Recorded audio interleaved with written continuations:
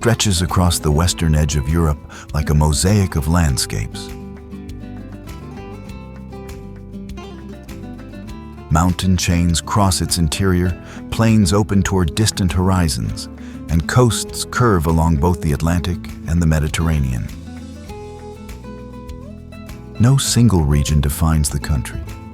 Its identity emerges from contrast. Across the Meseta Central, towns rise on high plateaus shaped by wind and long horizons. To the north, green mountains meet cool seas, forming valleys where mist and forests dominate the view.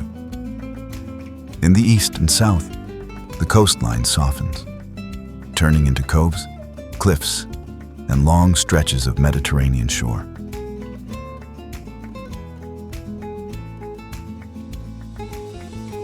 These geographic divisions shaped Spain's history as much as any kingdom or dynasty. For centuries, cities developed independently, separated by ridges and river valleys that formed natural borders. As a result, languages, traditions, and customs grew differently from one province to the next.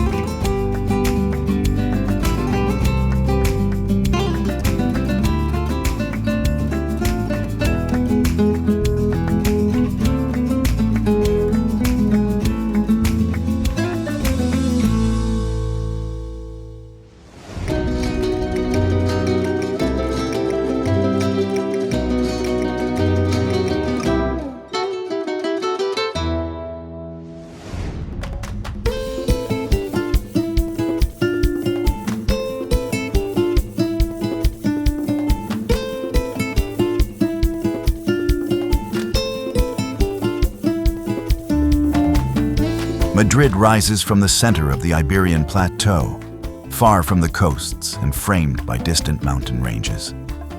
Its location makes it less a crossroads of geography than a meeting point of influence. From here, the country feels balanced in every direction. The city grew steadily after becoming capital in the 16th century. Its elevation on the Meseta shaped its climate, its architecture, and the rhythm of daily life. Broad avenues, plazas, and long boulevards reflect centuries of expansion and redesign. Madrid's strength lies in concentration. National institutions, museums, universities, and government buildings gather in a relatively compact area. This density creates a cultural gravity that pulls visitors and residents from every region of Spain.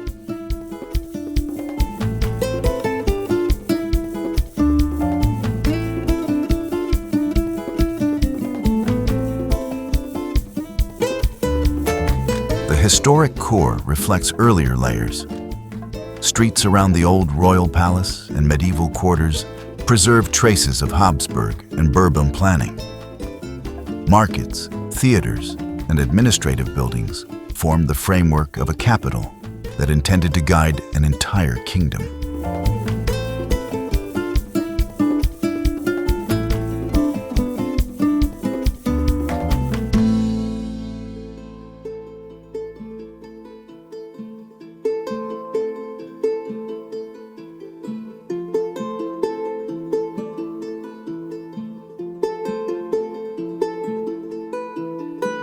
The city's museums, including the Prado and its neighboring institutions, anchor one of Europe's most significant cultural districts. Their collections show how Spanish art mirrors the nation's political and regional diversity. Madrid became a place where all these influences meet in one shared space. Modern districts extend outward from the center. Business hubs, residential neighborhoods, and transport corridors link the city to the surrounding plateau. Rail lines and highways radiate outward, connecting Madrid with every major region of the peninsula. Despite its size, Madrid carries an accessible rhythm. Parks, open squares, and long promenades offer a sense of space uncommon in many capitals.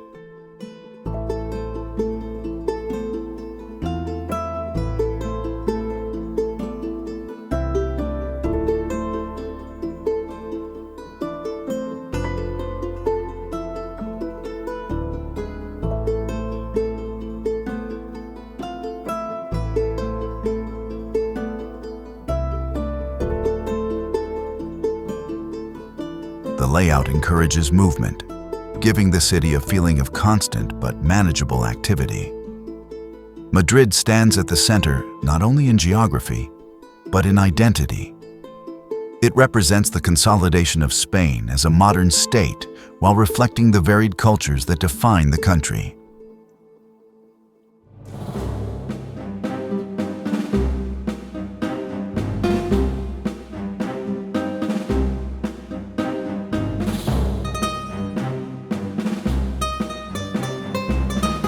Barcelona spreads between the coastal plain and the hills that rise behind it.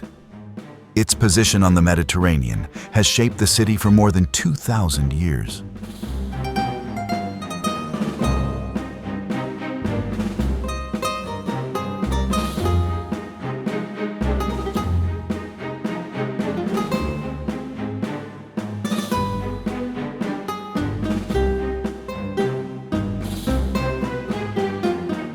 Trade, migration, and maritime routes gave Barcelona an outward-looking character that still defines it. The historic center grew from a Roman settlement whose grid is still partly visible in today's street patterns. Medieval quarters later expanded around these foundations, forming narrow lanes and enclosed plazas that reflect older rhythms of urban life. In the 19th century, the city transformed. The Ike Sample District introduced a new, geometric layout designed for light, movement, and modern living. This expansion became the canvas for Catalan Modernism, an artistic and architectural movement that set Barcelona apart. Modernist architecture gave the city its distinctive identity. Buildings with organic forms, detailed facades, and innovative structures turned everyday streets into a visual statement. The movement emphasized creativity, craftsmanship, and connection to local culture. Even today, its influence shapes new designs across the city. Barcelona's coastal position brings constant activity. The port remains one of the largest in the Mediterranean, linking Spain to global routes of commerce and travel. Beaches, promenades, and open waterfront areas integrate the sea into the city's daily rhythm.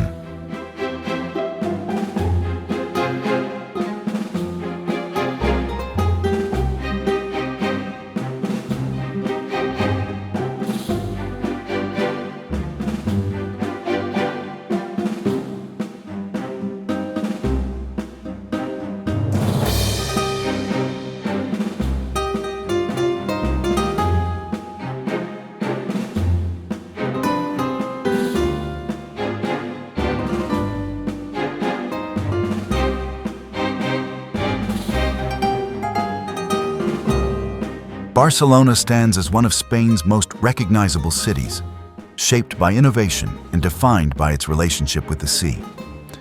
From here, the journey moves south toward Seville, where centuries of cultural layering tell a different story of Spain's past.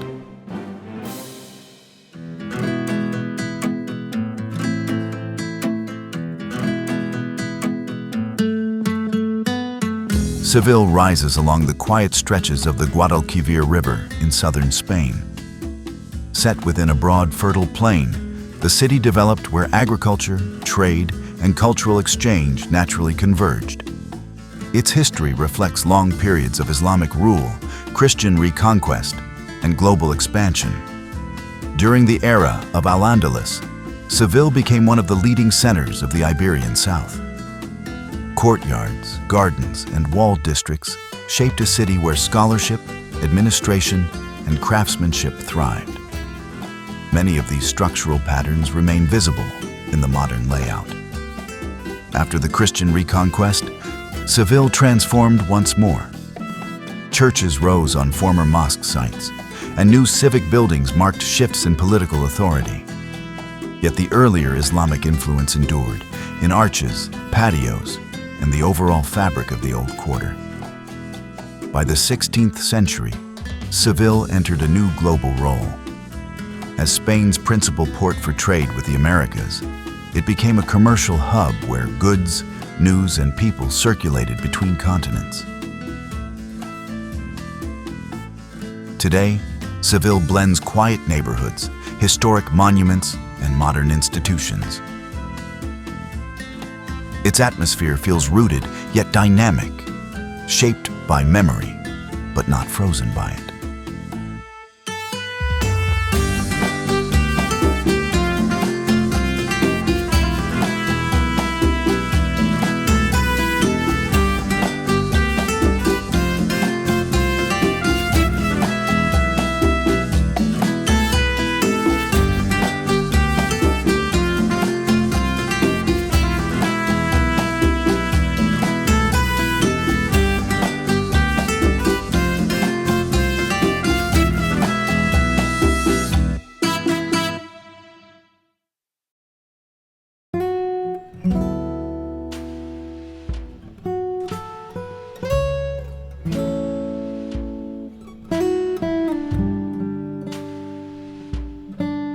Valencia stands on the eastern coast, where the Mediterranean meets one of Spain's most fertile plains.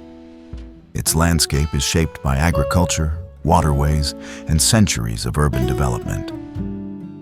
The city balances historic identity with a strong orientation towards science, culture, and innovation. Founded by the Romans and reshaped by later civilizations, Valencia grew around the Turia River, which once flowed directly through the city center. After a major flood in the mid-20th century, the riverbed was diverted and the empty channel was transformed into a long park. This green corridor now structures movement and daily life, linking neighborhoods across the urban area. Valencia's agricultural heritage remains visible in the surrounding fields and irrigation systems. The Huerta, the traditional orchard zone, has supplied the region with produce for centuries. These landscapes form a transition between the countryside and the coastal districts. The historic center reflects the city's mixed legacy. Medieval gates, civic buildings, and market halls form a compact area where older street patterns remain intact. The architecture shows influences from Christian, Muslim, and later European traditions, layered over one another. In contrast, the modern cultural district near the old riverbed signals Valencia's forward-looking character.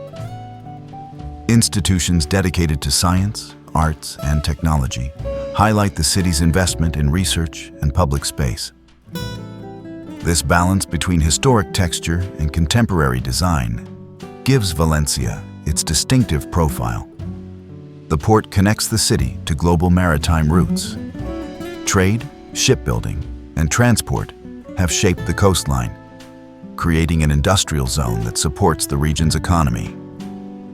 Nearby beaches and promenades integrate leisure, tourism, and everyday coastal activity. Valencia's identity lies in the coexistence of old and new. Agricultural traditions persist beside global commerce, and medieval buildings stand near modern infrastructure. The city grows by adapting, not by erasing its past. From this coastline, the journey turns inland again toward Granada, where mountains and history converge in one of Spain's most iconic landscapes.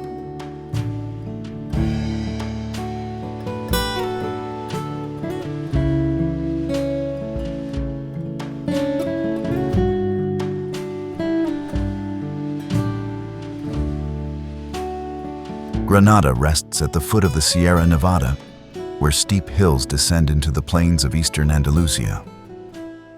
The city's position at the meeting point of mountain, river, and plateau shaped its long history and distinct atmosphere. It feels both secluded and connected.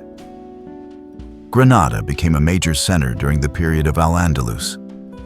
As the capital of the Nasrid Kingdom, it developed an urban structure defined by terraces, fortified districts, and winding streets. Its quarters reflect a society that adapted closely to terrain and climate. Above the city rises the Alhambra, a complex of palaces, courtyards, and fortified structures. Rather than imposing scale, the architecture emphasizes balance and measured design. Water channels, walls, and gardens illustrate how engineering and aesthetics were integrated in the late medieval period.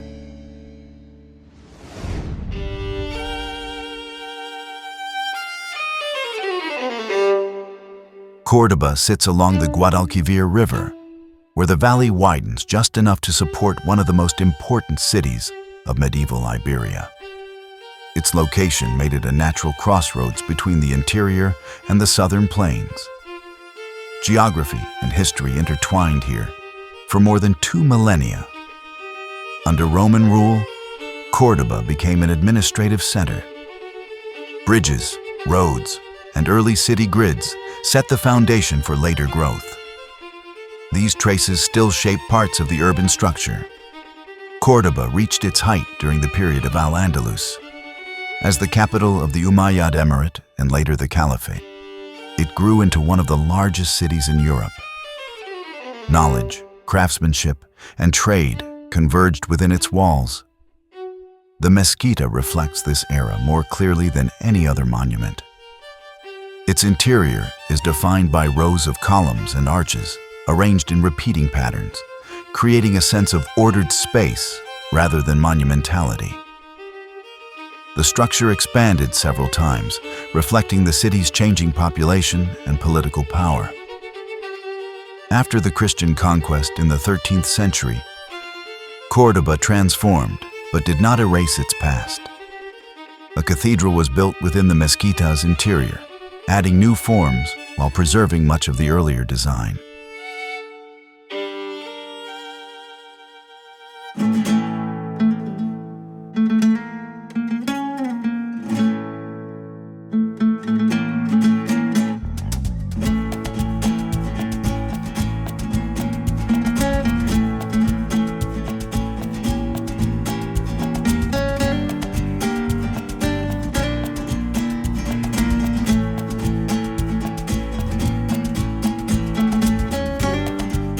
Santiago de Compostela sits in the hills of Galicia, where forests, fields, and stone villages form a green landscape shaped by Atlantic weather. The city feels sheltered, yet connected by paths that cross the peninsula from every direction. These routes define Santiago's meaning as much as its buildings do. For centuries, the Camino de Santiago has led travelers through mountains, plains, and coastal regions toward this single destination. The network of trails created a cultural and economic artery long before modern infrastructure existed. Santiago became the symbolic endpoint of a journey that reshaped towns across Spain and Europe. The old city center reflects this long history. Streets converge toward the cathedral, forming a layout shaped by hostels, workshops, and public spaces that served generations of pilgrims. The architecture shows Romanesque foundations later expanded during Gothic and Baroque periods. Galicia's distinct climate and geography also influence the city's character. Frequent rain and mild temperatures support dense vegetation, which surrounds Santiago with an almost continuous green backdrop. The region's rural traditions remain visible in weekly markets and agricultural terraces outside the urban core. Despite its global fame, Santiago maintains a steady, measured pace. Students, local residents, and pilgrims move through the same plazas, creating a mix of daily routines and moments of arrival. The city feels both grounded and transient, a place defined by those who reach it. Santiago represents the persistence of movement in Spanish history. It shows how travel, belief, and landscape can shape a region's identity over centuries. Even those who do not walk the Camino experience its presence in the city's rhythm.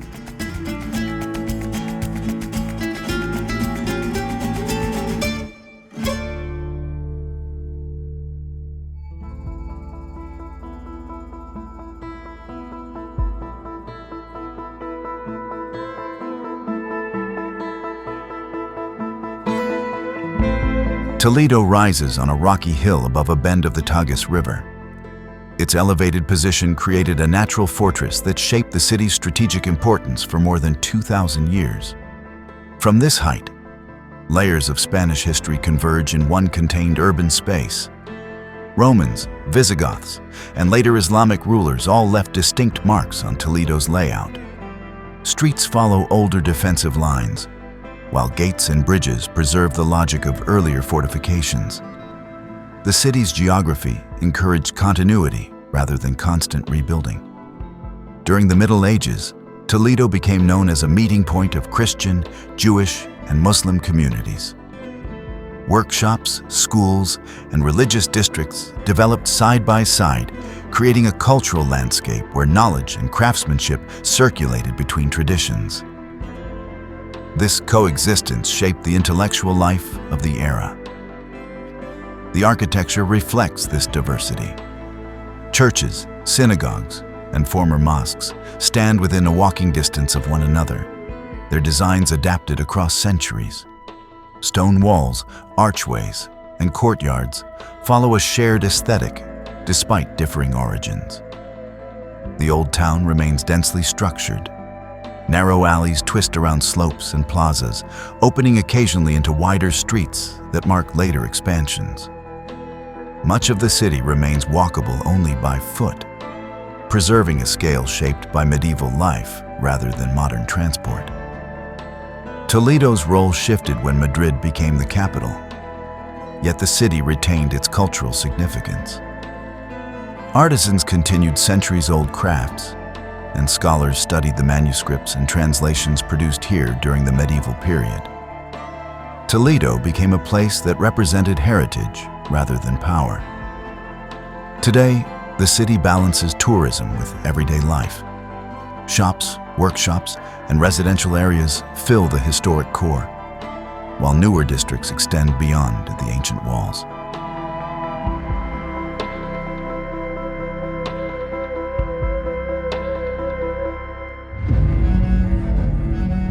Segovia sits on a high plateau northwest of Madrid, where rolling plains meet the foothills of the Sierra de Guadarrama. Its elevated position gives the city a commanding presence over the Castilian landscape. Here, history is defined by stone, carved, stacked, and built across centuries. The Roman aqueduct is Segovia's most recognizable feature. Constructed nearly 2,000 years ago, it carried water from distant springs into the heart of the settlement. Its series of arches illustrates the engineering precision that supported life across the Roman Empire. The old town extends from the aqueduct toward a rocky promontory. Narrow streets lead uphill to medieval quarters, where residences, workshops, and small plazas cluster around the city's cathedral. The layout preserves a clear memory of Segovia's development from fortress to urban center. At the far end of the city stands the Alcázar. Its elevated position reflects Segovia's role as a defensive stronghold during the Middle Ages. Later, it became a residence for Castilian monarchs, symbolizing authority over the surrounding region. Segovia's architecture blends Roman, Gothic, and later Castilian styles.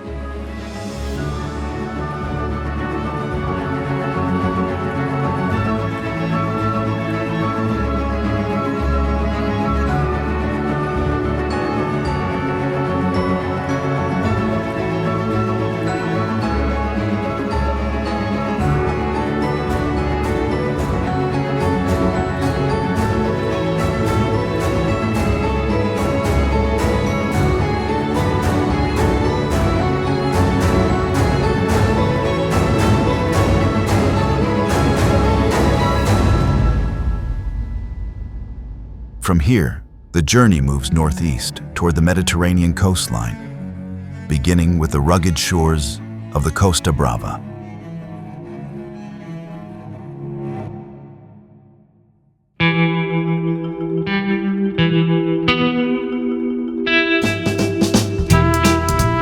The Costa Brava stretches along Catalonia's northeastern shore, where the Pyrenees descend toward the Mediterranean. This coastline is defined by contrast, rugged cliffs, winding roads, and sheltered coves that break the rock formations. It is a landscape shaped by wind, water, and centuries of coastal settlement. Small towns and fishing villages appear along the shoreline, often built on natural terraces above the sea.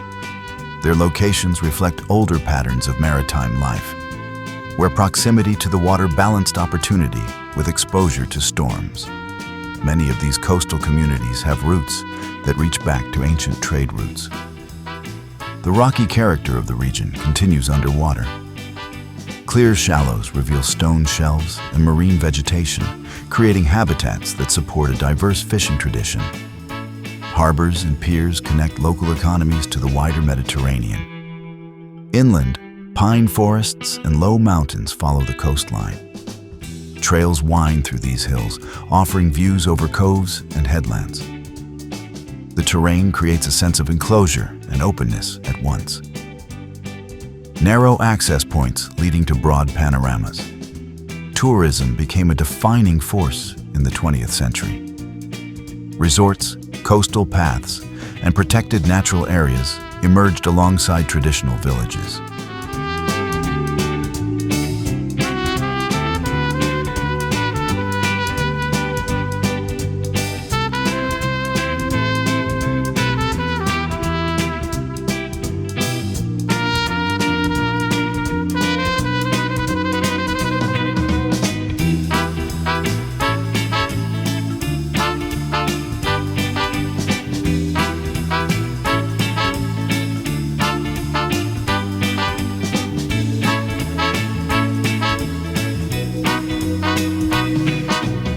From here, the journey continues south to Tossa de Mar, where coastal cliffs and medieval fortifications meet above the water.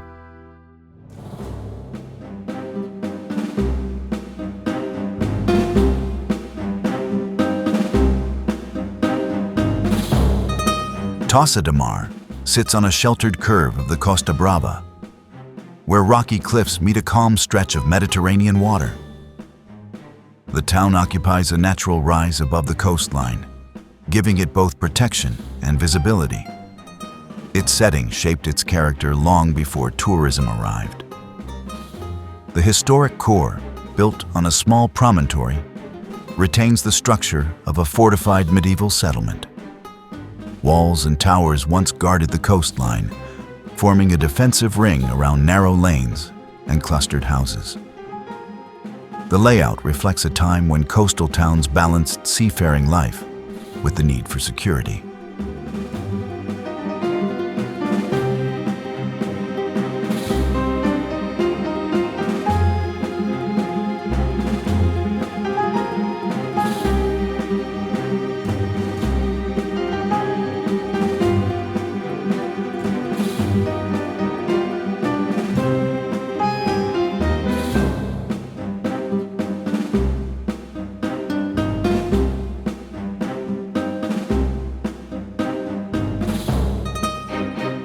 Below the fortifications lies the modern town. Streets follow the contours of the shoreline, connecting residential areas to beaches, promenades, and small harbors. Shops, cafes, and local services fill the ground floors of buildings that evolved from older fishing districts. The surrounding cliffs define Tossa's visual identity. They rise steeply on both sides of the bay, creating a sense of enclosure that sets the town apart from more open coastal regions. Trails and lookouts offer broad views of the coastline's alternating headlands and coves. The sea remains central to daily life. Fishing, leisure activities, and seasonal tourism all depend on the calm waters that gather beneath the town. The bay's shape has long provided natural shelter for boats and swimmers alike. Inland, wooded slopes and terraced land frame the settlement. These areas mark the transition between the rugged coast and the more agricultural interior of Catalonia. Fields, small farms, and forested paths connect Tossa to the broader region.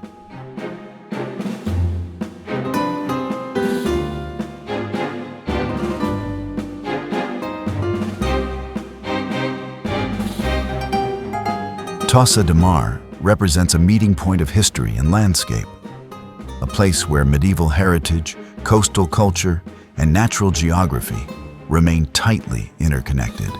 From here, the route continues south along the Mediterranean toward the rice fields and long beaches of the Valencian coastline.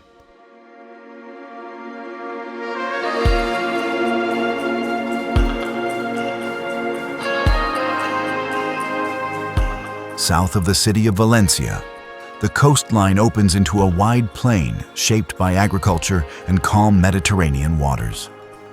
This stretch of land forms the transition between inland orchards and the coastal environments that define the Levante region. Its landscape is both cultivated and coastal. One of the most distinctive features here is the long tradition of rice farming. Irrigation channels, fields, and marshes create a patchwork that changes subtly with the seasons. The terrain reflects centuries of agricultural techniques adapted to the coastal wetlands. Near these fields lies the Albufera, a large lagoon separated from the sea by a thin stretch of sand. It supports fishing communities and forms an important ecological zone where freshwater and saltwater systems interact.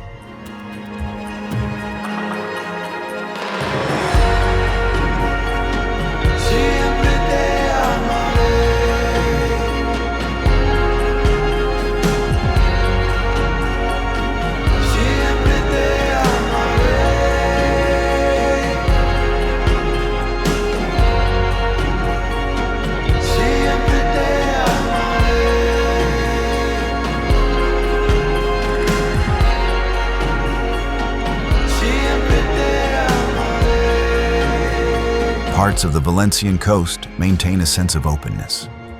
Protected areas preserve wetlands, bird habitats, and stretches of unbuilt shoreline. This balance between cultivated land and natural space gives the region its characteristic rhythm. The Valencia coast represents the intersection of food production, ecology, and Mediterranean life. From its rice fields to its long beaches, it shows how human activity and coastal geography can coexist over centuries.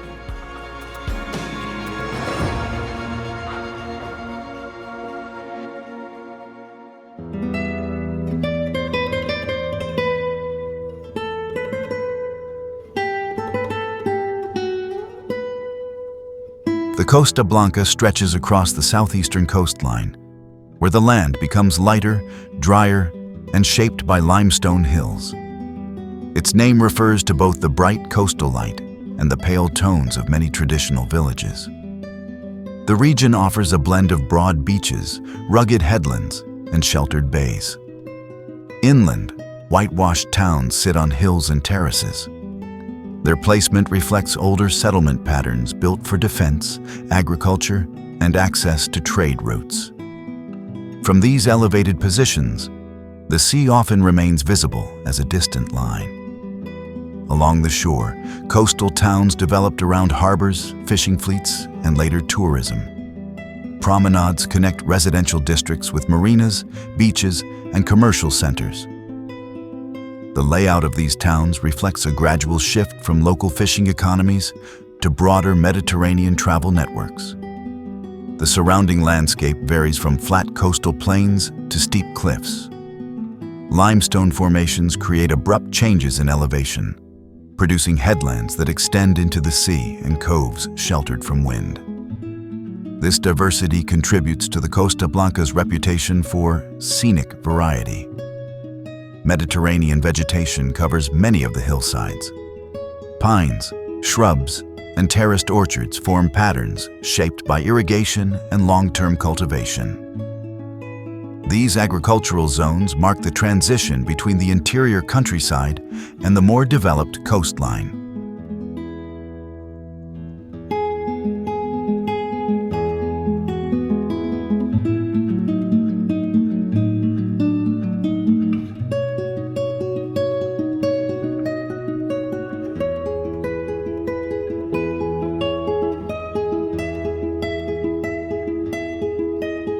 The region's climate plays a major role in its identity. Mild temperatures support year-round activity and attract residents and visitors from across Europe. This steady movement of people has influenced the character of many towns without erasing their older structures. Despite its popularity, the Costa Blanca retains areas of quiet coastline and traditional settlements. Fishing ports remain active, and inland towns preserve an architectural style defined by stone, white plaster, and narrow streets. The balance between tourism and tradition shapes the region's daily rhythm. The Costa Blanca marks the end of the southeastern arc of the journey.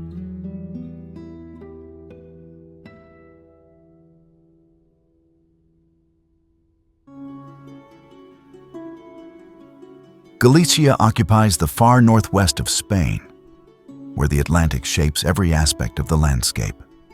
The coastline alternates between high cliffs, sheltered inlets, and long estuaries known as Rías. These deep branching waterways define the region more than any road or border. The Rías extend inland like narrow fjords. Villages, ports, and small towns line their edges, forming settlements that grew from fishing, shipbuilding, and maritime trade. Tides and currents determine daily rhythms across much of the region. Cliffs and rocky headlands dominate sections of the coast. Waves carve the stone into irregular patterns, creating coves and natural harbors.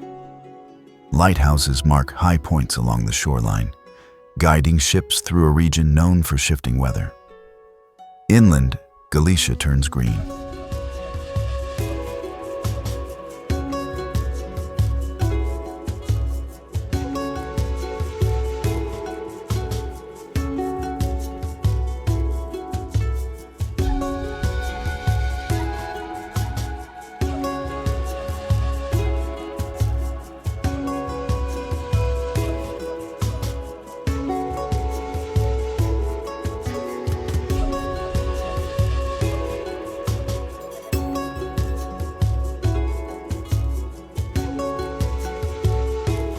Galicia's cultural identity is closely tied to the sea. Its music, languages, and festivals preserve traditions connected to navigation, agriculture, and rural life. Despite modern development, many areas maintain a slower pace influenced by natural cycles. Galicia marks the beginning of Spain's Atlantic world. Asturias lies along Spain's northern coast, where the mountains rise abruptly behind a narrow strip of green lowlands. The region is defined by steep terrain, dense forests, and the presence of the Picos de Europa, one of the most dramatic mountain ranges on the peninsula. Here, altitude and coastline sit only a short distance apart. The Picos de Europa form rugged peaks of limestone carved by rivers and glacial erosion. Deep valleys cut through the mountains, creating isolated settlements and high pastures that have shaped rural life for centuries. Villages developed along streams and terraces, adapting to the challenging terrain. Closer to the coast, Asturias softens. Meadows, farms, and orchards stretch toward the sea, supported by the humid Atlantic climate.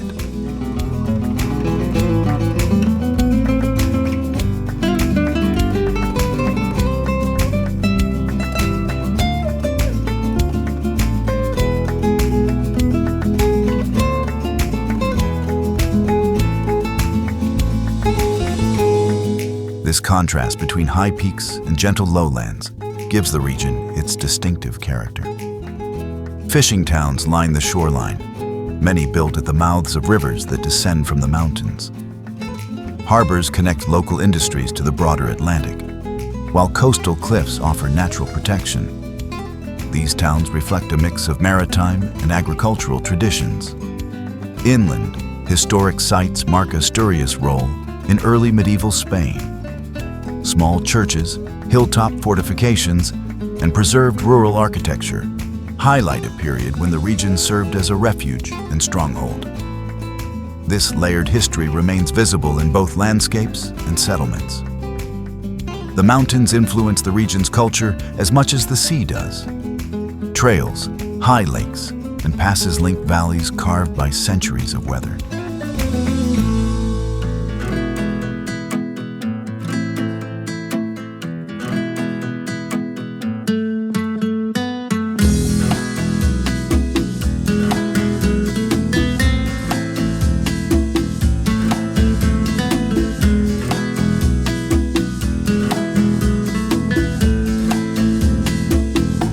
Cantabria occupies a narrow band between the Cantabrian Mountains and the Bay of Biscay. Its coastline is shaped by broad bays, river mouths, and stretches of green cliffs overlooking the Atlantic. Here, the sea and mountains remain in constant proximity. Santander, the regional capital, sits along one of Spain's most protected natural bays. Its sheltered waters supported early trade routes, fishing fleets, and later commercial shipping. The city developed around this maritime foundation, expanding along the curved shoreline. Beyond Santander, the coastline alternates between sandy beaches and rocky headlands. Smaller towns and fishing villages occupy these natural features, forming communities that rely on both tourism and traditional maritime activity. Cliffs and dunes create a varied landscape shaped by wind and tide. Inland, the terrain rises quickly toward the mountains. Valleys filled with farmland and forests lead into higher elevations where limestone peaks dominate the horizon. Rural settlements reflect a long history of agriculture adapted to the region's moist climate. Cantabria also holds significant prehistoric heritage. Caves with ancient art are found throughout the region, preserved in areas sheltered by stone formations and stable temperatures. These sites highlight early human presence shaped by geography and coastline.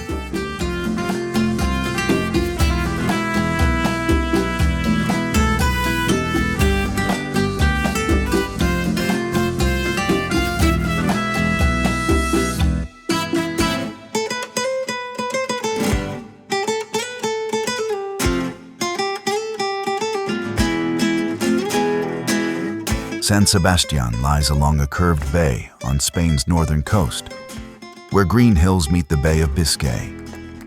The city occupies a sheltered stretch of shoreline shaped by waves, river sediment, and the surrounding elevations. Its setting gives it a distinct balance between landscape and urban life. The older districts grew around the mouth of the Urumea River. Streets follow patterns shaped by trade, fishing, and later reconstruction after historical conflicts. Stone buildings, arcades, and compact neighborhoods reflect the city's long maritime orientation. The bay itself defines San Sebastian's identity. Its enclosed waters make it one of the region's most recognizable coastal features. Promenades trace the curve of the shoreline, linking the city center with nearby hills and viewpoints. The surrounding landscape adds to the city's character. Hills rise close to the coast, providing elevated perspectives over beaches, islands, and open sea. Forest trails and lookout points show how nature remains integrated into the urban setting. San Sebastian holds an important place in Basque culture. The region's language, traditions, and culinary heritage are deeply present in daily life. Markets, festivals, and local institutions maintain a strong sense of regional identity. The city also developed as a cultural hub in the modern era. Its theaters, museums, and event venues host activities that draw visitors from across Europe. Despite this international presence, San Sebastian maintains a scale that feels connected to its coastal origins. Beaches, rivers, and hills form a continuous environment around the city.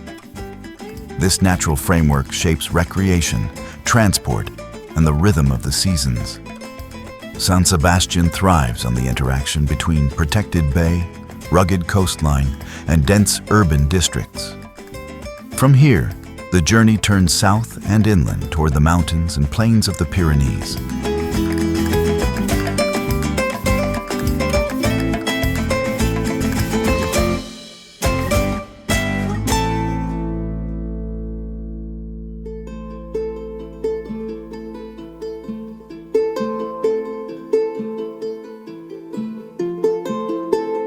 The Pyrenees form a long mountain barrier between Spain and France. Steep ridges, high passes, and deep valleys define the landscape, creating one of the most dramatic natural regions on the peninsula. Here, elevation determines movement, settlement, and climate. Valleys cut through the mountains in narrow corridors. Towns and villages developed along these routes, following riverbeds that carry snowmelt toward the plains. Their locations reflect both protection and access, sheltered from the highest peaks but close enough to seasonal pastures. High lakes fill glacial basins scattered across the upper elevations. These bodies of water store runoff and support ecosystems shaped by cold temperatures and clear mountain air. They also serve as landmarks along traditional herding paths and modern hiking routes. Peaks rise sharply above the valleys, many composed of limestone and granite. Their slopes change with altitude. Forests at lower levels, meadows in the mid-zones, and exposed rock near the summits. This vertical gradient creates a wide range of habitats within short distances.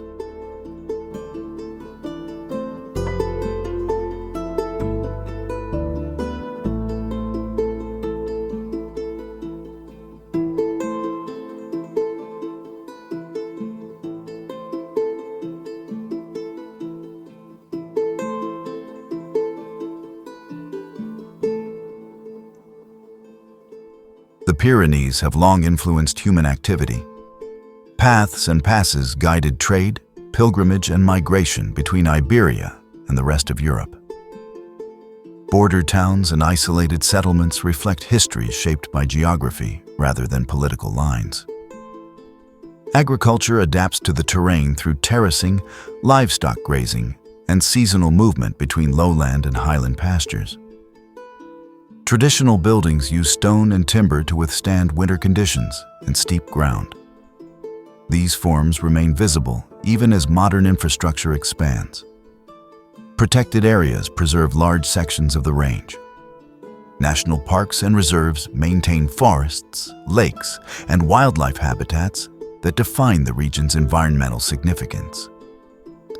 Tourism brings visitors to viewpoints, trails, and mountain villages, integrating conservation with local economies. The Pyrenees form a boundary, but also a connection, a meeting point of climates, cultures, and landscapes.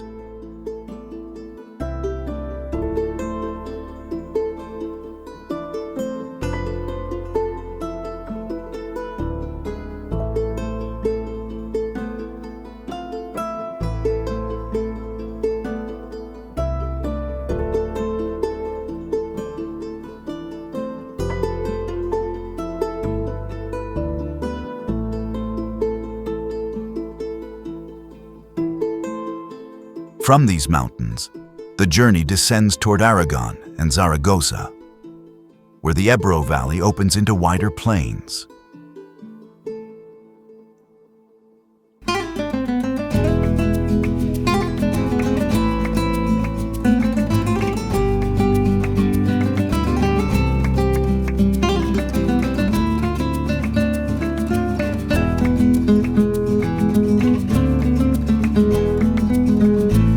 Zaragoza stands in the Ebro Valley, where wide plains stretch between distant mountain ranges.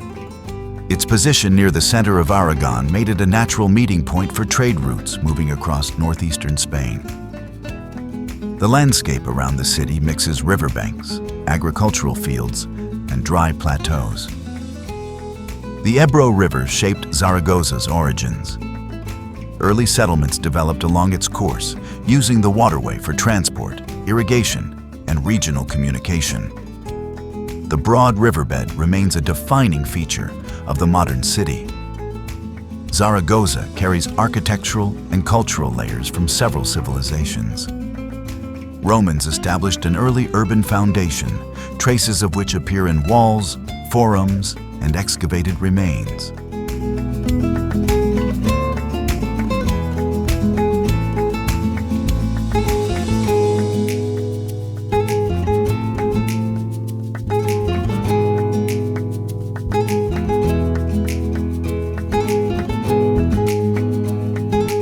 Later, during Islamic rule, the city grew into an administrative and artistic center, leaving structures and design principles still visible today. The medieval and early modern eras added further complexity.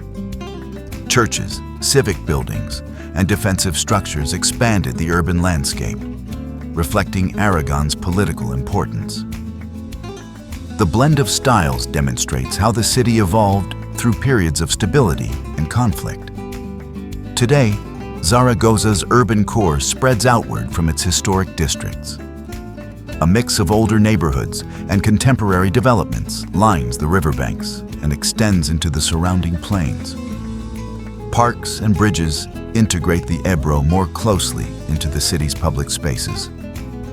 The wider region of Aragon shows strong connections between Zaragoza and its rural surroundings.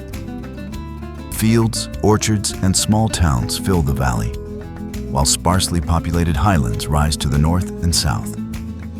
This interplay between open land and urban concentration shapes regional identity.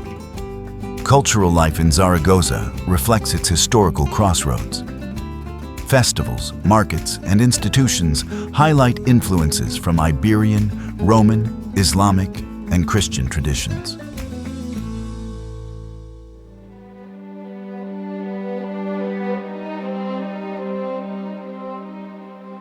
Castilla-La Mancha stretches across the central southern plateau of Spain. A vast region of open plains, distant hills, and wide horizons. Its landscape is shaped by agriculture, wind, and the steady patterns of rural life. Here, space itself becomes part of the region's identity. The plains are dotted with small towns built around central squares and narrow streets. Many developed from medieval settlements that grew near wells, rivers, or crossroads. Their low, uniform architecture adapts to strong sun and changing temperatures.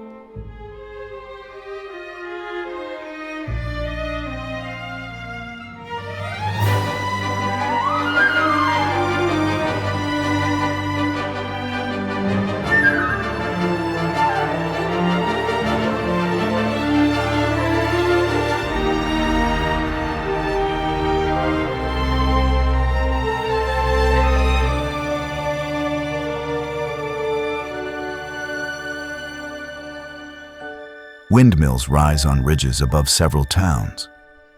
Originally used for grinding grain, they reflect the region's long agricultural traditions. Their placement along exposed hills captures the persistent winds that cross the plateau. The association with Don Quixote gave these landscapes literary significance. The novel's scenes draw from the real geography of La Mancha, its open land, isolated roads, and expansive skies. The region became symbolic of both endurance and imagination.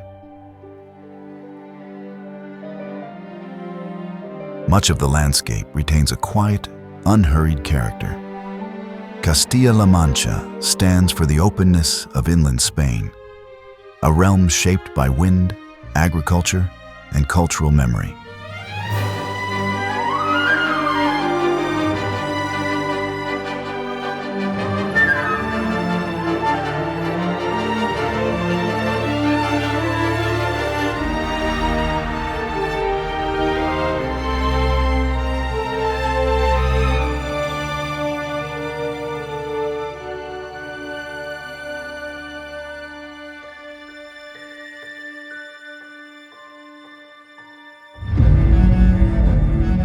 Canary Islands lie far off Spain's southern coast, in the Atlantic waters between Europe and Africa.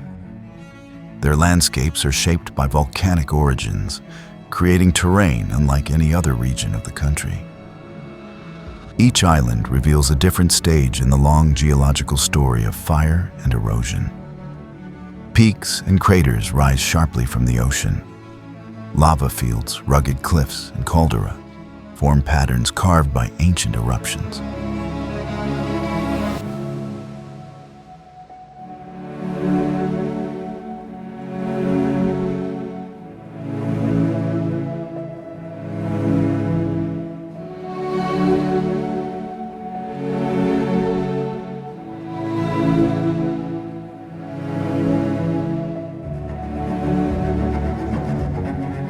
Some islands have high plateaus covered in forests. Others feature arid plains shaped by wind and minimal rainfall. Microclimates shift over short distances due to altitude and exposure to ocean winds. Agriculture adapts to these variations. Terraced fields, vineyards, and orchards appear on slopes where soil and moisture allow cultivation. Irrigation systems and traditional farming techniques remain visible in many rural areas. Volcanic national parks preserve large sections of untouched terrain. Their trails pass through craters, along lava ridges, and across open expanses that highlight the island's geological origins. These protected zones reflect both scientific interest and ecological importance.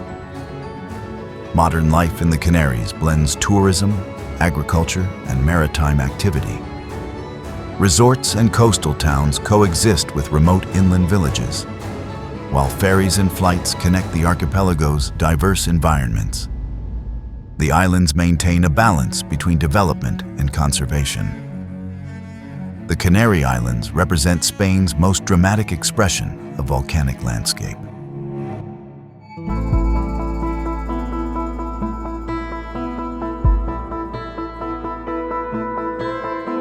Tenerife is the largest of the Canary Islands, rising from the Atlantic with a landscape shaped by volcanic history and sharp changes in elevation. At its center stands Mount Teide, the highest peak in Spain and a defining feature of the island's geography. Its presence influences climate, vegetation, and settlement patterns across the region. Mount Teide National Park preserves the central volcanic plateau surrounding the mountain. Lava fields, calderas, and rock formations show different phases of eruptions that shape the island over thousands of years. The terrain appears stark and open, marked by layers of solidified lava and volcanic ash. As elevation increases, the environment shifts quickly. Lower slopes support forests and shrubland adapted to mild, humid conditions. Higher zones become sparse, dominated by mineral-rich soil and vegetation able to withstand large temperature variations. These transitions reflect Tenerife's diverse microclimates. Towns and villages cluster along the coasts. Sheltered beaches and harbors provide access to fishing, transport, and tourism.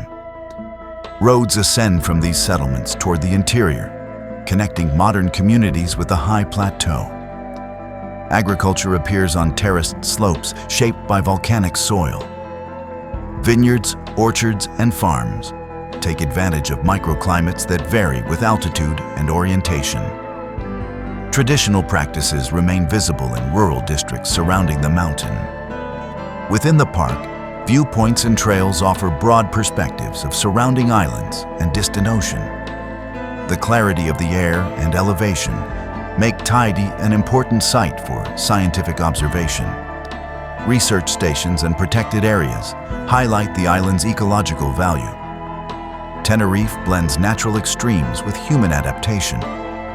Its population lives primarily along the coast, while the interior remains dominated by volcanic terrain that defines the island's identity. The contrast between sea level and summit creates one of the most varied environments in Spain.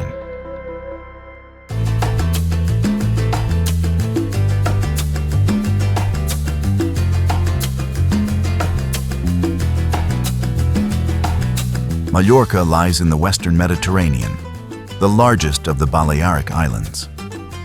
Its northern edge is defined by the Serra de Tramuntana, a mountain range that shapes weather, settlement, and the overall character of the island.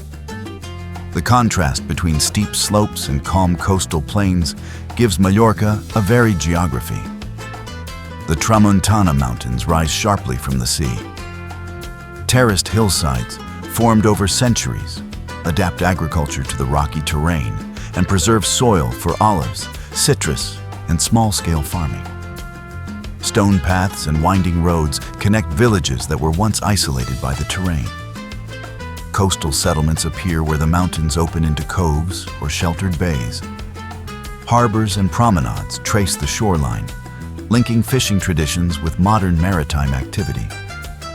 These towns balance tourism with local routines shaped by access to the sea. Further inland, villages sit on plateaus and lower slopes.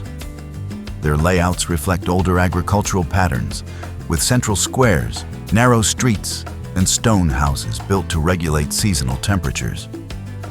Rural landscapes surrounding them show orchards, dry stone walls, and long-established irrigation channels. The mountain chain influences Mallorca's climate. Northern slopes receive more moisture, supporting forests and cooler temperatures. Southern and central areas remain drier, allowing for broader fields and open plains. This variation supports a diverse range of crops and habitats. Trails across the Tramuntana provide views of cliffs, reservoirs, and winding valleys. Many follow historic routes used for trade, livestock movement, and communication between coastal and inland communities. These paths highlight how geography shaped daily life long before modern infrastructure. Today, Mallorca blends tradition with contemporary development. Coastal towns host busy ports and resort areas, while mountain villages retain a quieter pace. The island balances conservation of its landscapes with the demands of tourism and agriculture. Mallorca represents the Mediterranean's layered identity. Mountain, sea, and settlement woven into one environment. From here, the journey returns to mainland Spain and moves into the realm of its most distinctive small towns, beginning with the cliffside city of Ronda.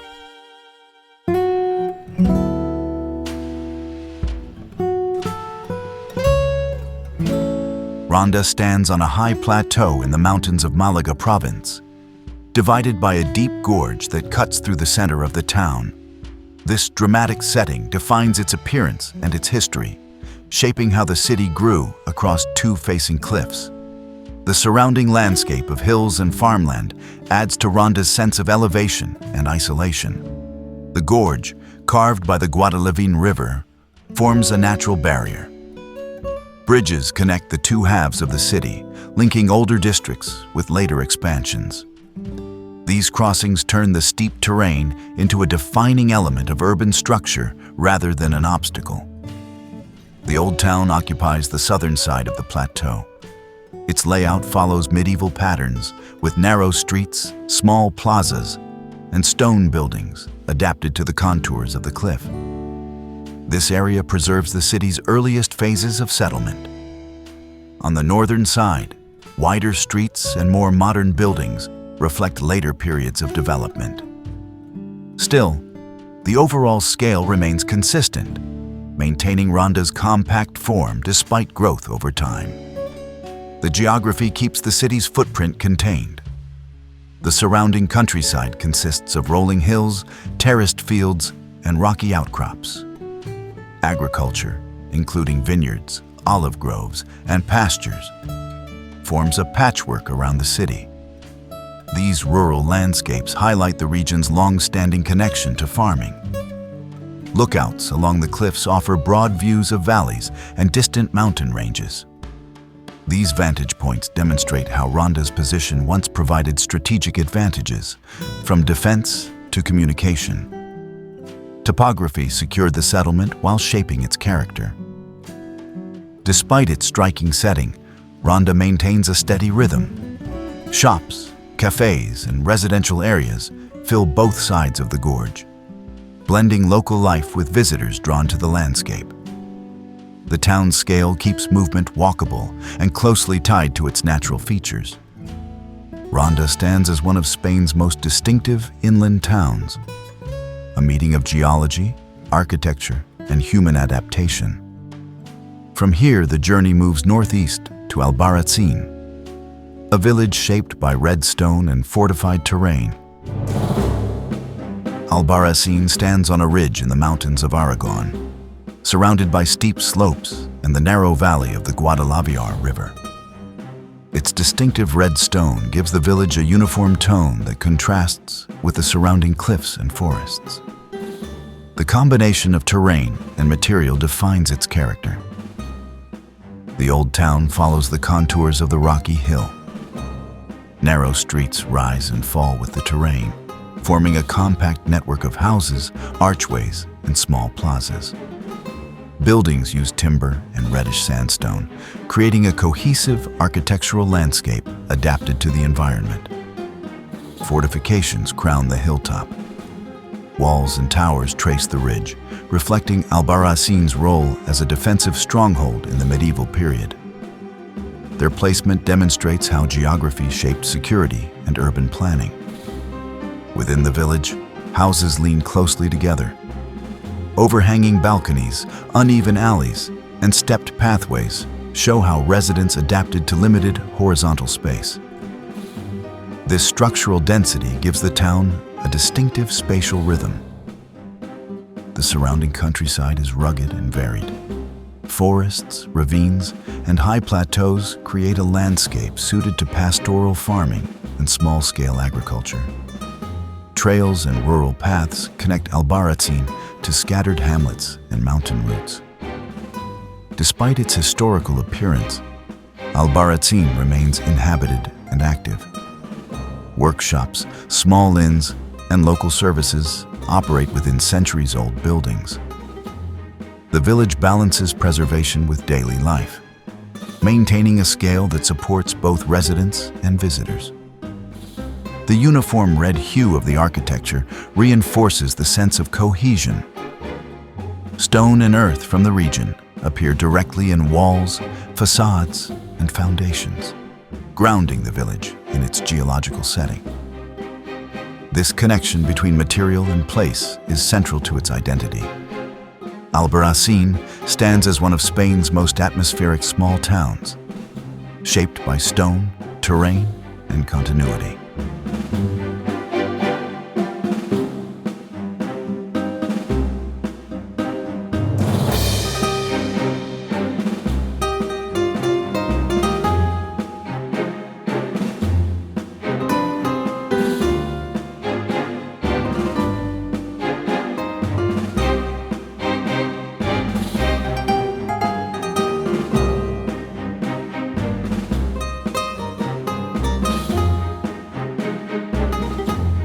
With this final stop, the journey across Spain concludes, spanning coasts, mountains, plains, and islands that together form a landscape of exceptional variety.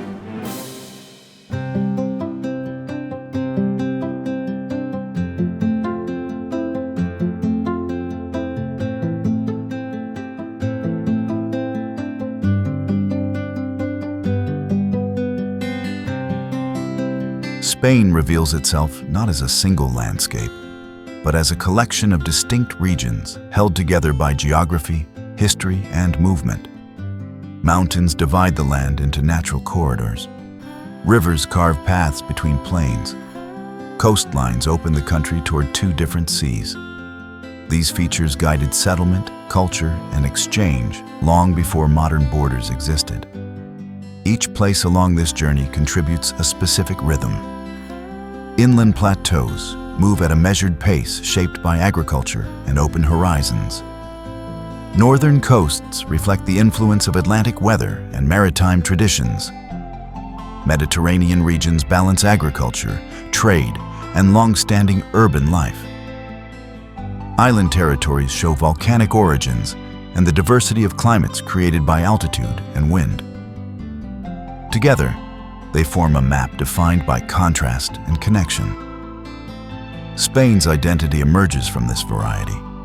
Cities grew around trade routes and natural defenses. Towns adapted to cliffs, valleys, or rivers depending on where they were built. Cultures overlapped, blended, or evolved independently as landscapes allowed or restricted contact. The result is a country in which no single region explains the whole, yet each contributes to a larger continuity.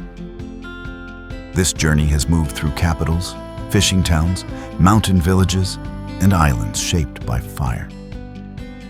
What links them is not a single architectural style or shared climate, but the way each landscape guided human life over centuries.